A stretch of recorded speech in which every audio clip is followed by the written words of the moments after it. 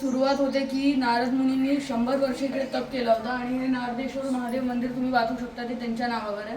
इथे जी नारद मुनींची प्रतिमा स्थापित केली आहे ती त्यांच्याच नावावर, नाही तर कोणत्याही देवळात पण बघू शकता की नारद मुनींची मूर्ती स्थापित नसते. पण ह्याच्यात काय आहे तर नारद मुनींनी तर जेव्हा तप केला होता त्यांच्या नावावर हे त्यांना वरदान मिळाले, त्यांच्यातनं त्यांच्या नावावर हे देऊळ स्थापित झालं नारदेश्वर आणि त्यांची प्रतिमा स्थापित झाली.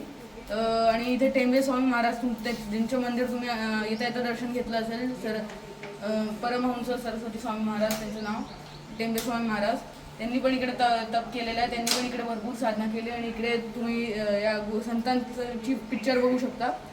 ते सुद्धा इकडे राहून गेलेत भरपूर वर्ष आधी. तर बहुतेक आता अंग्रेजांच्या काळात सुद्धा देव होतं त्यावेळेस, कारण किती वर्ष आधी नारद मुनींनी केलं असेल आपल्या सुद्धा माहिती, हजारो वर्ष आधी.